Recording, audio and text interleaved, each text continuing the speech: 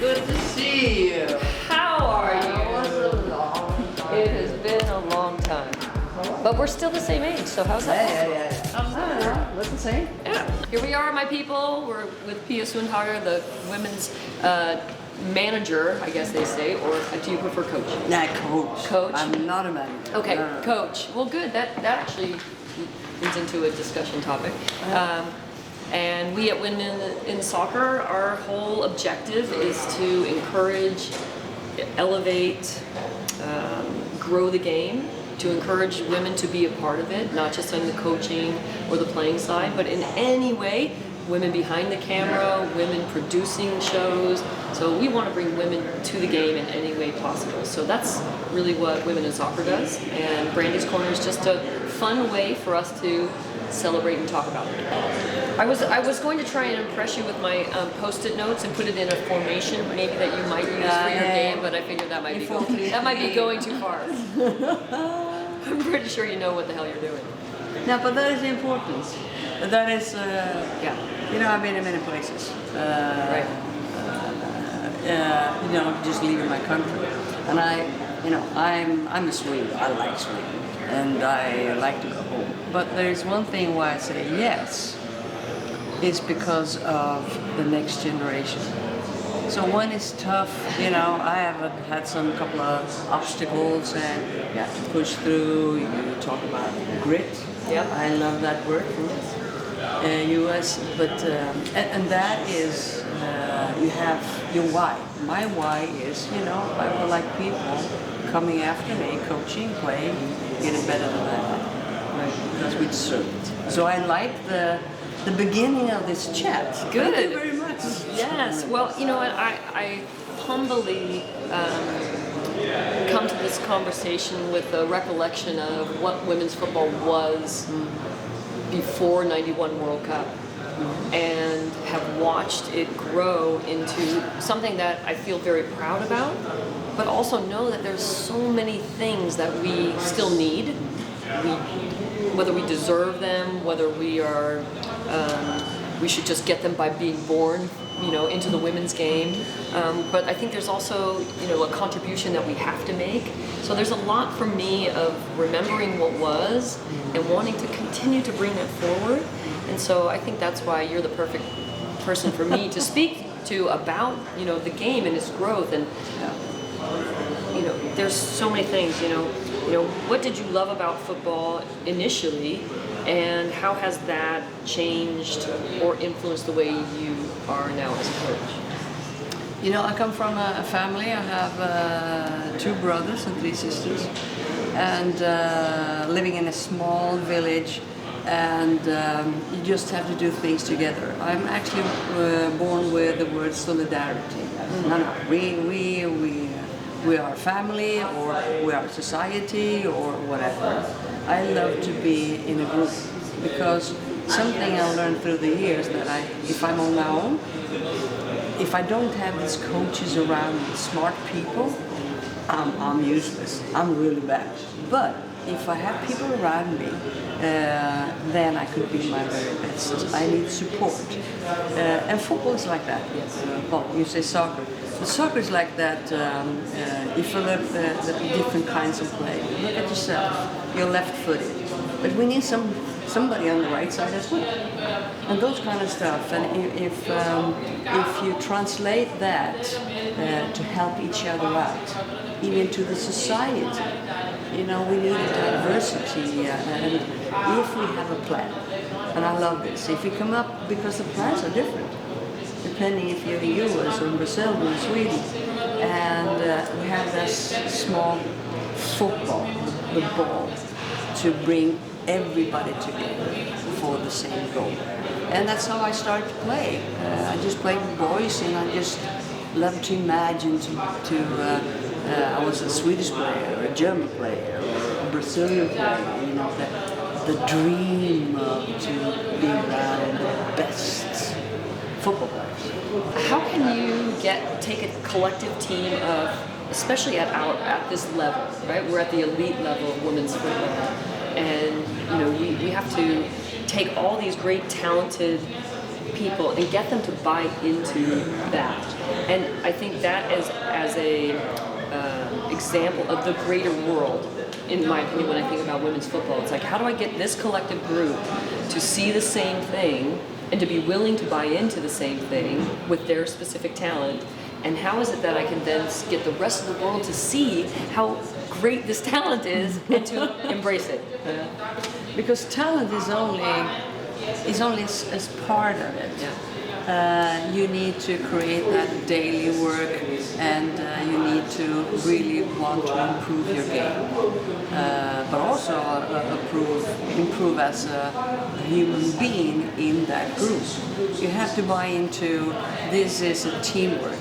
You know, we talk about in Sweden tillsammans, in US togetherness, and then one of the first words I learned in Portuguese was juntas.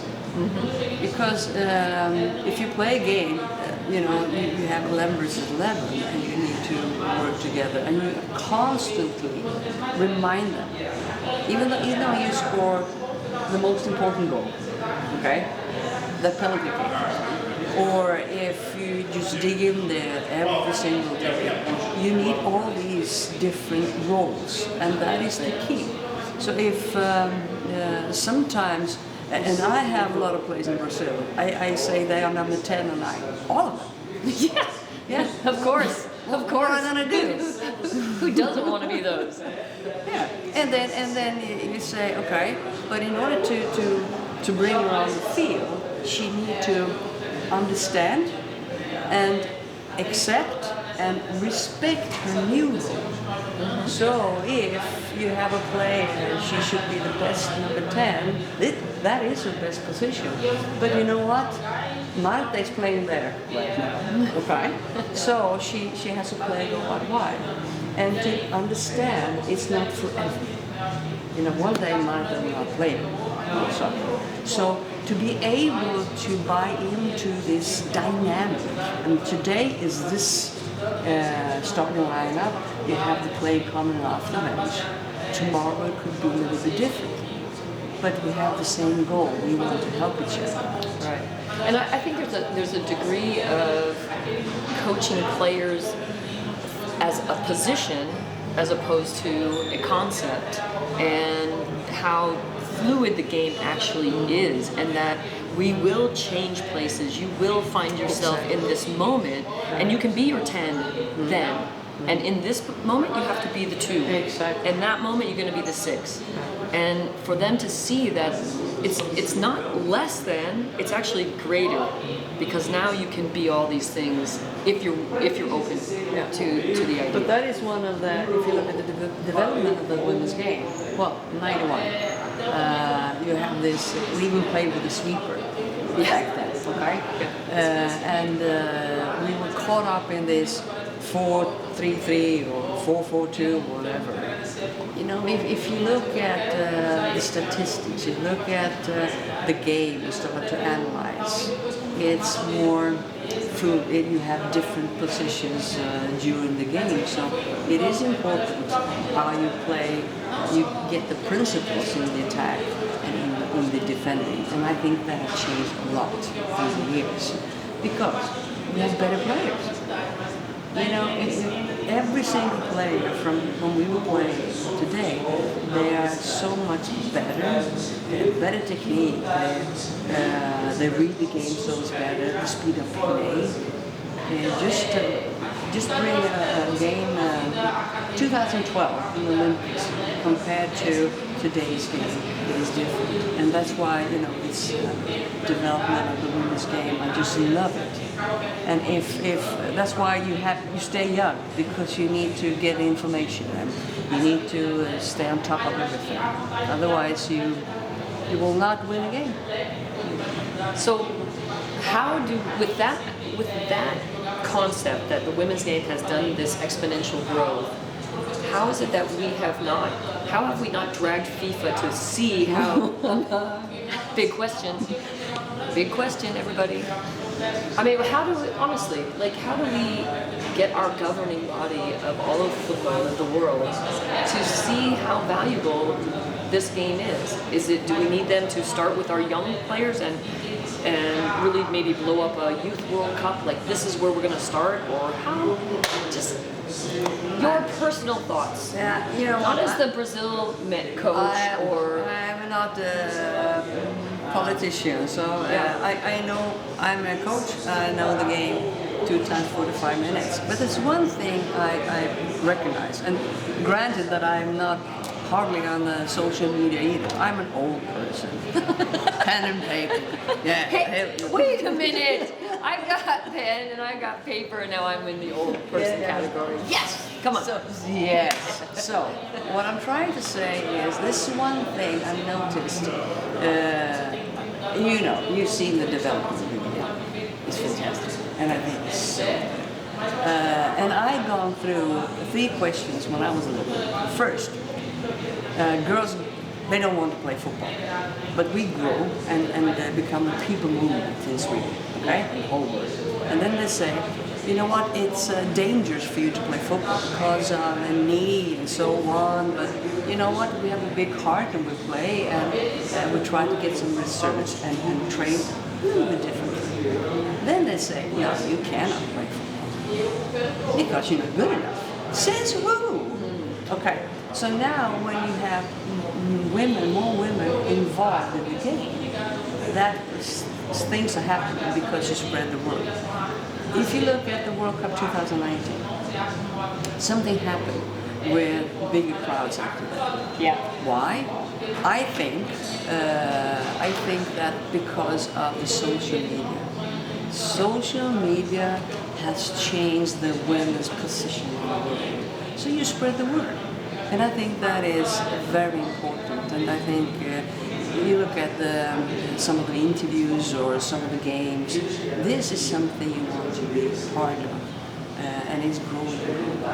And when it comes to the big organizations, like right now I have CONMEBOL. There's many things to say about CONMEBOL, like FIFA. And I'm not a politician. The only thing I can say is just enjoy the game and try to make it better. And what do you need? Right. And as a coach, I know that I need GPS, video, pictures, good coaches and so on. And I think there is all of us have something to bring to the table. When you started talking about social media impacting the amount of people who can view women's football, I think of the absolute juxtaposition between the World Cup in '95 in Sweden and the World Cup in '99 in the US, and the size of the stadiums and the space and the distance that the teams had to cover, and how many really big stadiums we had here showcasing women's football before social media came, and how many people watched on television. It has really grown tremendously. And I think back to '99, what would have happened in '99 if we had social media? Even though we had 90,000 people in the stadium and 40 million people watching it on television, like, incredible. Yeah. But I still think fundamentally at the basis of all of that is still this human being, this young girl, this young person who needs to have someone to say, yeah, you can do that. Why not?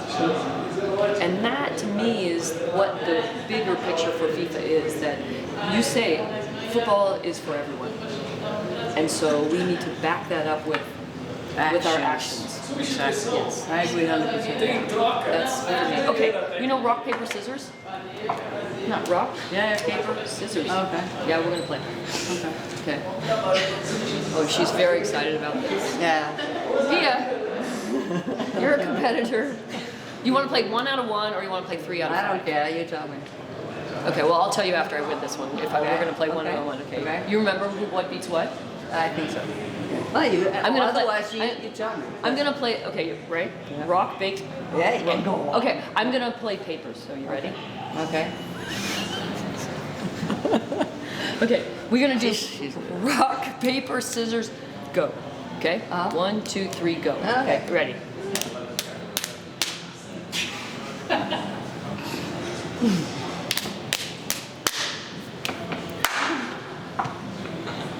Okay.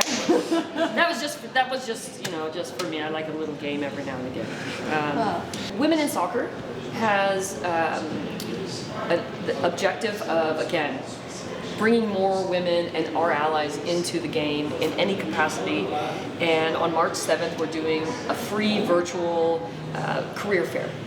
And we want people to come, and either you have an opening, join. Either you're looking for something in women's soccer, join. Come and be a part of this. Do you have any openings for anybody who wants to be in coaching or in your organization? No. Okay, not right now. Not right now. We don't know. But that's something that we feel we're encouraged about, to give people opportunity to see themselves in positions. Like, turn your camera to Jade. There we go. All right, you turn your camera. We have women working behind the scenes. So I think, to your point earlier, Pia, it's like we have to take all these positions and we have to value them. And because if we want that objective of winning She Believes or winning the World Cup, we all have to work together, no matter what our position is. Yes. Could I say something? You can say whatever you like. When it comes to positions, I talked about the diversity. You have men and women. So I try to create in my staff both men and women. In the very beginning, it was fairly difficult because we provided, men in coaching. But nowadays, I think I have more women than men in my staff. And I think that mix, I love it. And I think that will bring the best of all. So I agree too. Because your perspective coming from Sweden is different from my perspective coming from San Jose, California. And my brother's experiences are different than Maria's experiences, and so they're all really important. And I've always seen you as a person who is never afraid to have somebody who is different be a part of what you're doing, because then you're going to learn something. Like, to me, it's like learning and growing and educating. It's like all the time. Yes. And it's there's two things. First of all, say yes. I remember when I said yes to be coach for the best team in the world, 2008. And after that, I remember I just hung up the phone and said, okay, I'm going to coach the best team in the world.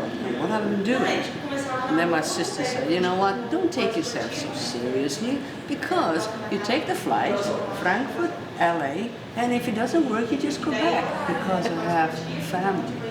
And I think it's important for all of us to say yes. And maybe it's not, we try to do the best, but maybe it doesn't work 100%.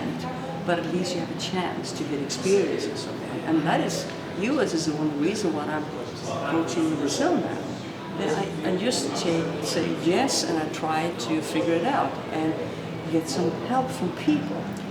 And that is the way I survive,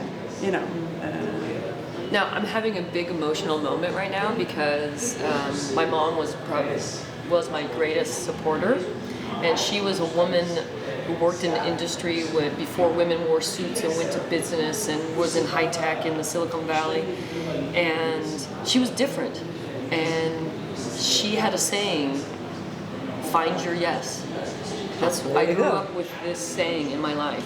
Like, I'm not afraid to try things, because, like you just said, you could always go back. Absolutely. And even if you went and you weren't perfect, which nobody is, what's gonna happen if that? What's the worst scenario? Yeah, what's the worst case scenario? You go, I learned something pretty darn good. So what, in your opinion, is the state of women's football in Brazil, and how is it moving, and how has it moved since you've been there? I recall my very first game. It was 3.5 years ago, And I had a hard time to actually... Was it in Brazil? Yeah, it was in Brazil. What stadium? That was in, let's see, it was International play, south of Brazil, and I had a hard time to figure out what is the tactics, because it was very different. It was slow, and it was a lot one-on-one actions. Yes. You know. Oh yeah. So, and I tried to figure out the defending, and it was difficult. But that game, compared to, if you look at Corinthians, Palmeiras, International today, it's very different. So, in less than 3-4 years, things are happening, and better players, better coaches, better environment, and so on. So things are happening, and obviously they, while I'm in Brazil, they have pointed out a foreign coach that tells me something that I want to support the women's game. But we have a long way to go, for sure. What's the biggest hurdle? Well, I would say organization, structure. It's a big country, but as you know, you have to start somewhere. You can't help the whole team, the whole country. You need to start somewhere. So an example is, I come from Sweden, very organized, with the U15 national team, U16, and so on. And right now, Brazil doesn't have a U15 national team. We have a U17, we have a U20, and we have the 14. So in this big country with so much talent, find a structure, organization, and support those girls. You can talk about what the girl dreams about to be, represent her country. But I would say organization, and make sure you have the power and to change. That is that will change the soccer in Brazil. So that's a start local, then think global. Like it has to start here. Yeah. And you need to get the support and so on, because it's funny. I mean, I really feel when I came to Brazil the first time, everybody knows Marta, and Marta is so much bigger than I ever could imagine. And I've seen it in Sweden, and FIFA awards and so on. But there is a love of football in Brazil as well. So it's easy to embrace the women's game. So, and I'd say, most likely, it has nothing to do with the Brazilian football part. It has to do about to organize, to make sure you help that little girl, that little team to grow and get the best coaches for the talent of players. Because everybody's talking about football. Everybody. On the beach. All right. Right. I mean, I believe that systematically, however, that's been the biggest stumbling block, because you have, again, to your structure and organization. I remember I went there with the State Department many years ago, before you started coaching for Brazil. And that seemed to be the biggest issue was, everybody's talking about football, but nobody's encouraging the girl to join and play. And we went to these local seskis, you know the seskis, and we see we bring out the football, and all the girls go to the side, and all the boys go into the field. And we're like, no, come on, girls, come to the middle. You know, this space is for you. You know, if the structure and the organizations can be there, but if the outward voices are not telling them that they can go there, that's an interrupter. You know, that's the synapses don't connect, and so the message never gets to the recipient as it should. So have you seen that change? Like, I mean, everybody's talking football, but are they talking it in men's, women's? Are they talking it girls should play? Are they, like that I think is the valuable piece, because talking about the game is great, and I think that's the influence of these young players and why they do have such gifts, because they see football a lot. They can see it in every way possible, in their hand, on their television. But again, to actually be invited is different. And that I don't know. I'm not out in the country with the grassroots and so on. I'm in CBF and I'm traveling and trying to find the best players and so on. So it's different, but I think that's a very important question to ask yourself, whether because you have actually a good foundation, so to speak, because everybody loves football. So there is, I agree with you, it's some sort of connection and organization as well. I can imagine, just to talk about myself, when I was a little girl, and there were no such a thing as girls football or women's football, but there were football. So I joined the boys, so I had access to play football. And I think that's, of course, a little bit of an attitude. I had a great mom and dad and say, yeah, whatever, if I could play football, because that was a little bit weird, you know. That's fine as long as you're happy and so on. And I gained so much confidence by being, I mean, you know this. So I think there is a long way to go for Brazil as a country, but there is a way, and you don't have to solve the whole problem. You have to take the first steps. This is what I love about you, Pia, and I feel like this is the game's way of speaking to the world. Philadelphia, Boston. You were with 2 Swedish clubs during the early 2000s. Then you went to China as an assistant. Who was the head coach at that time? Marika Domanski-Lifors. She's still in the game, but she's a general manager for the Swedes. Then you came to the U.S. Then you went back to Sweden. Then you were head coach of Sweden. Then you went to the U17. Yes. It said. What was that? That was a great opportunity for me to start over again. So where I actually come from. And it was fantastic. I remember when I was coaching U16, that was 1990, and I coming back, and the girls are very different, very different. You know, back then compared to now, when we talk about ability, you know, the talented and the dreams and the amount of players, very much different, and I like that. Then to the now, which is Brazil. But I want to go back to what you were just talking about, and I want everybody to remember that just because you start somewhere and you come around doesn't mean that going back there is a bad or a backward step. No, that's a perfect. Yes. Just say yes, and Yes. if you that's something I learned. If I like it, I love it, I go for it. And I've made. There's one place I failed really bad, and that was in Norway. But that is my best lesson. The fact that I stayed for half a year and they had such good players, Norwegian players. The year before they won the championship and so on, but I couldn't get the message through. So I said, we decided, this doesn't work. They deserve a better coach. So that means it's okay to make a mistake.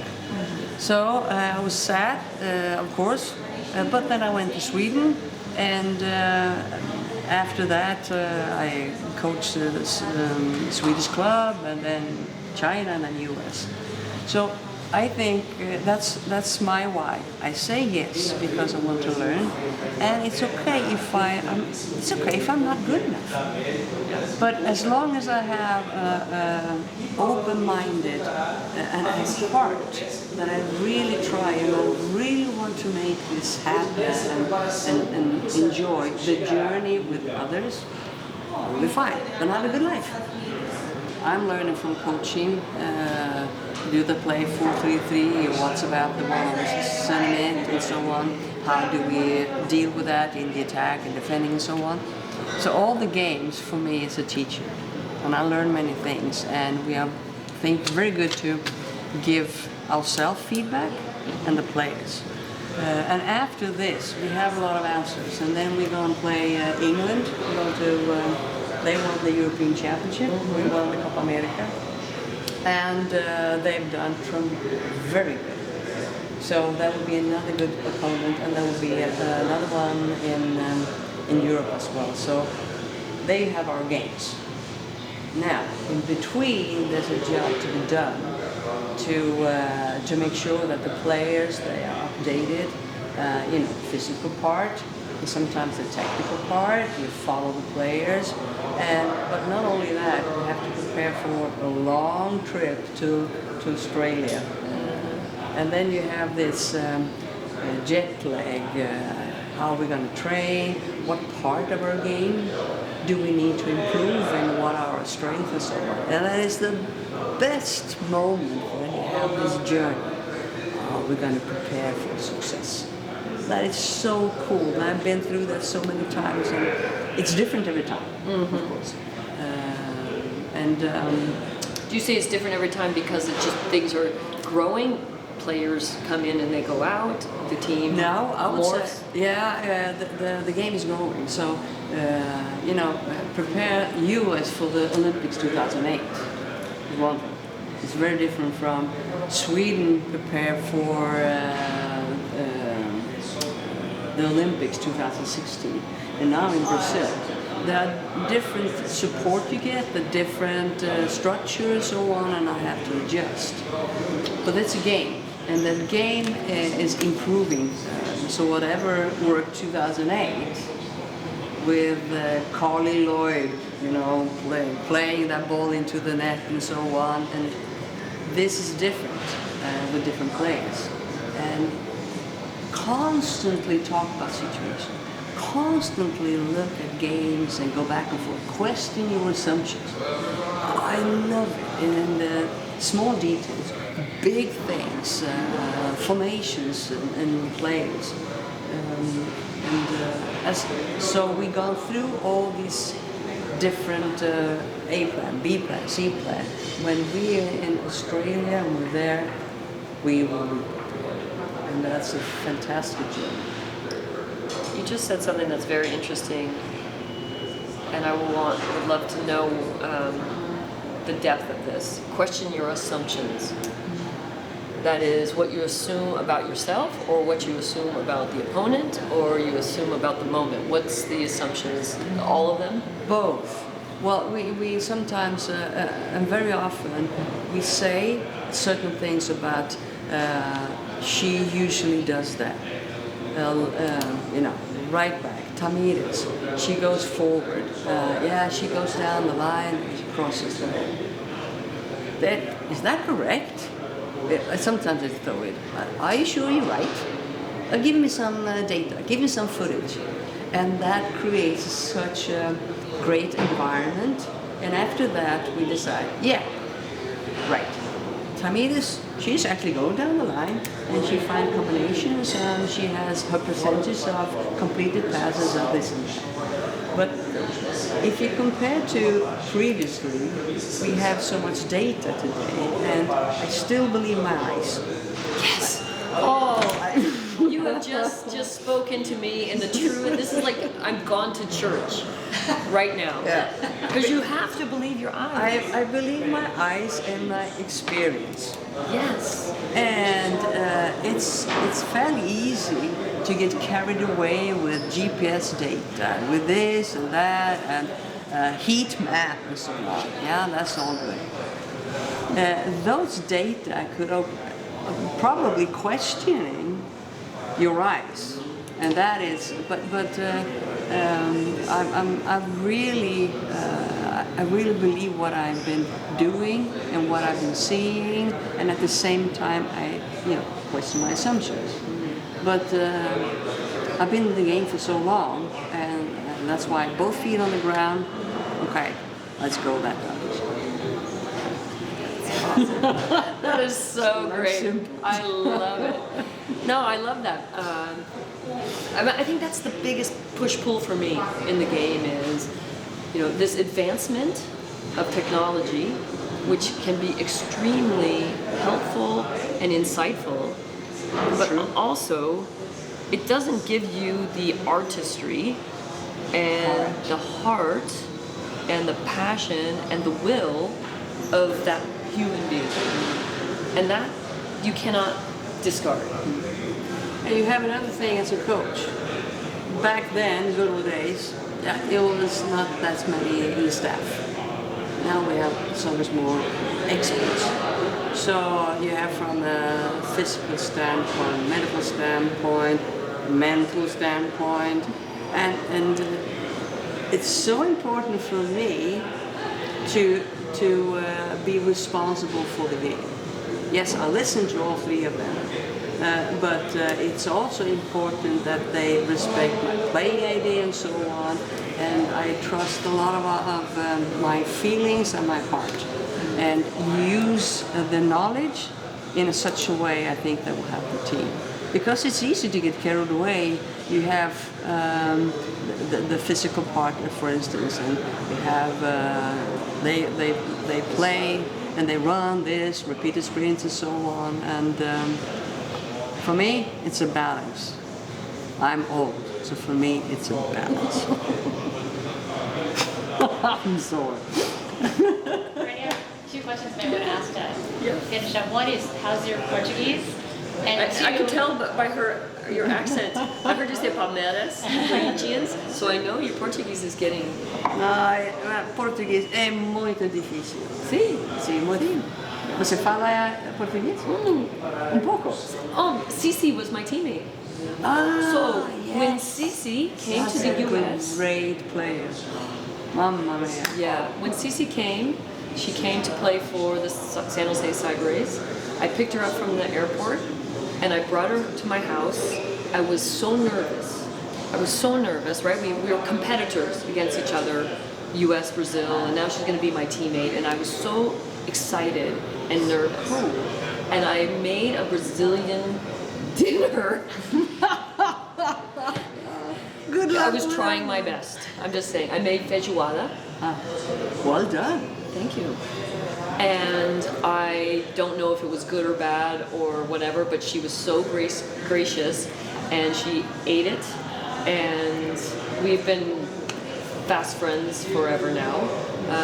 But yeah, so I picked up some words. Yes, because in California there's a lot of Spanish, so there's some crossover and some very close. So I don't really, when I'm listening, I'm like, oh yeah, but if I had to speak, no, it's not very much. But, yeah. And so I usually say devagar, because they are speaking so fast. So a little bit slower than I understand. Yeah. And I think there's a lot of slang. Yeah, there's a lot Come of to Rio and then karaoke. Yeah, there's a lot of slang and like a lot of local cultural language that happens, and a lot of swearing. That's the one thing I learned from Cici, a lot of swearing. So now when I watch Brazil play and they're up close on a player, and I know that Poha is coming out at some point. That's not good. But it comes out on the football field a lot. So when you first came to Brazil, did you decide were you learning? Did you have I didn't know any Portuguese at all. So little by little I learned some football words. It's important with desafiar a linha, sobe, deixe, those kind of compactação. So I started with those words. That's compact. Yeah. Lines. Yeah, step up and drop off and so on. But what is interesting, I wish I knew this when I was coaching, from the very beginning, how different ways you can communicate to get the message across. Because right now, sometimes I speak Portuguese, a little bit. Sometimes we have one of the coaches translate. Sometimes we're one of the players translating. And they know English more or less, some of them, and some of them not a word. And sometimes we prepare them, so when we have set pieces, we have the players first with Anders talking about set pieces, and then we have the whole team. The players then explain everything in Portuguese to the whole team, and then we jump in with some words. So it's so dynamic. So that's why I'm caught up with this diversity. I'm in a new country, and I just love that we are different.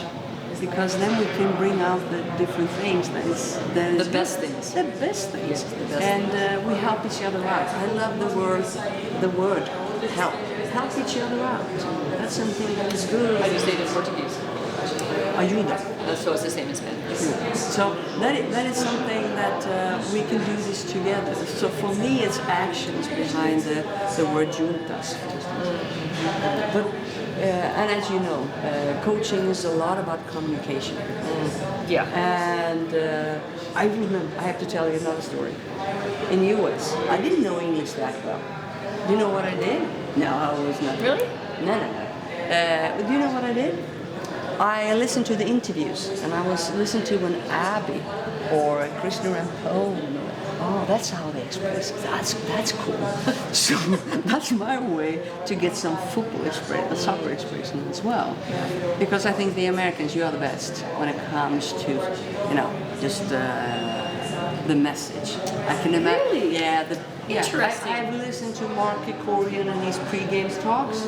Mamma mia, look. That's how we should do it. Motivating talks as well. So this is a great way for me to do a little bit of everything in order to reach everybody in the room. So many things that I think we share in common.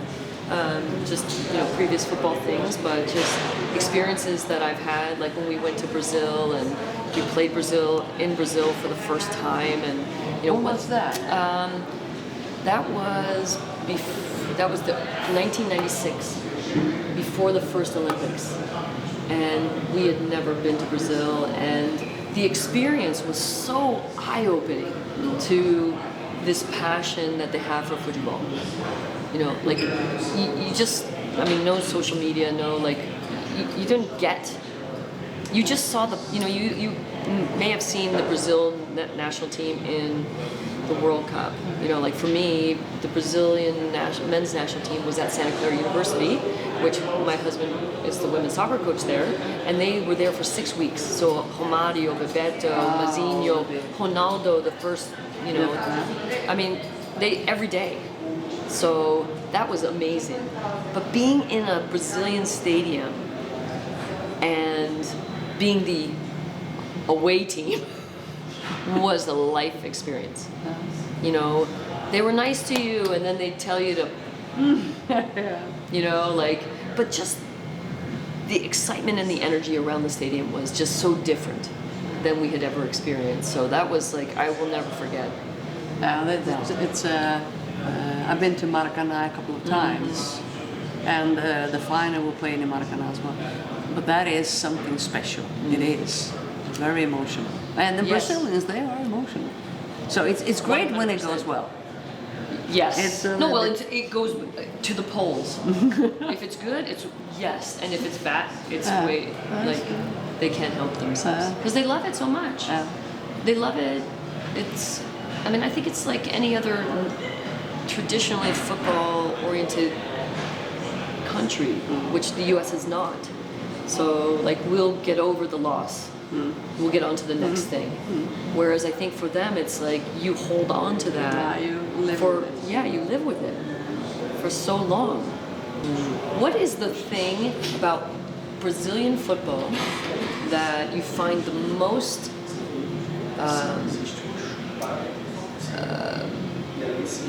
exciting, and what's the thing that just how it's frustrating?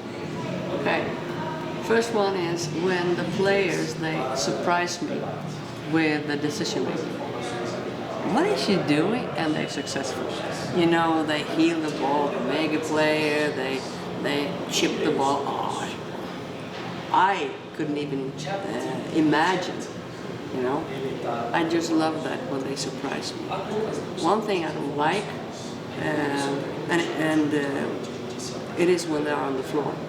They are this, it's a foul try, it's a free kick, and it looks like they are dying.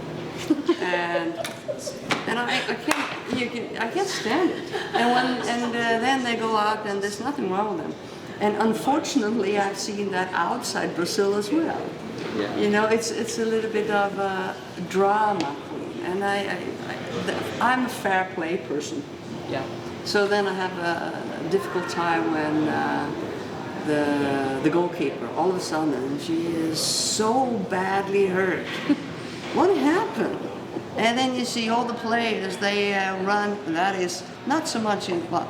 So they run to the coach and then it's a tactical board. You see that all, that is not only in Brazil, it's all over the world.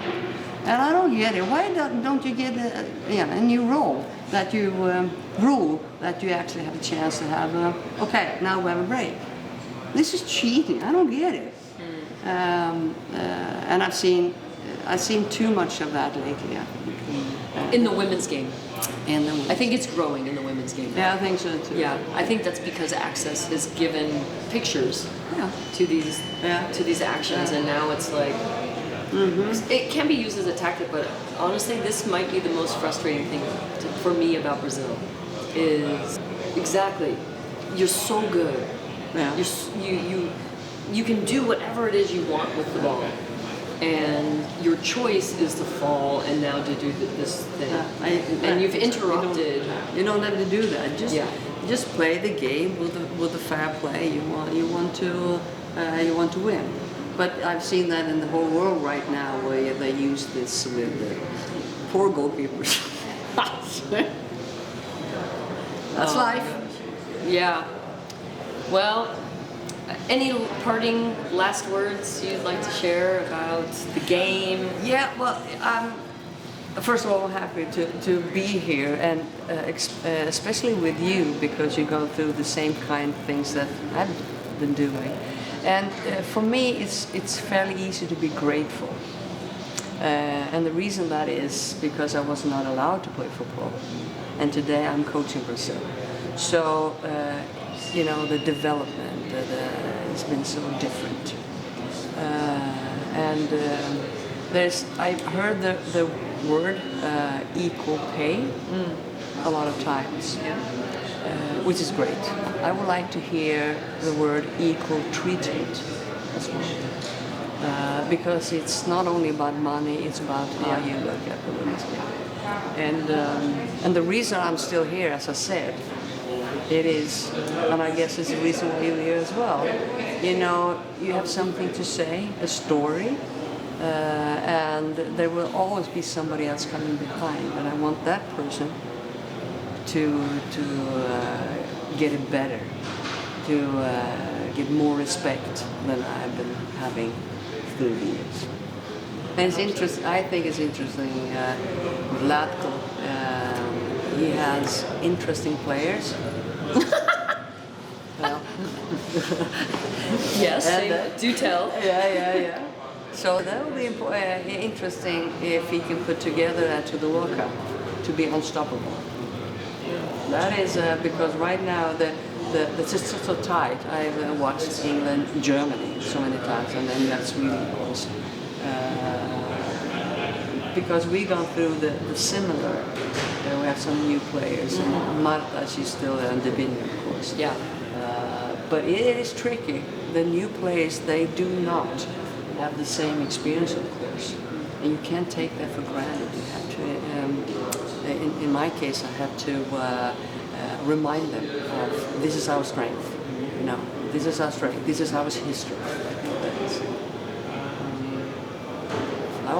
This conversation can just go on yeah.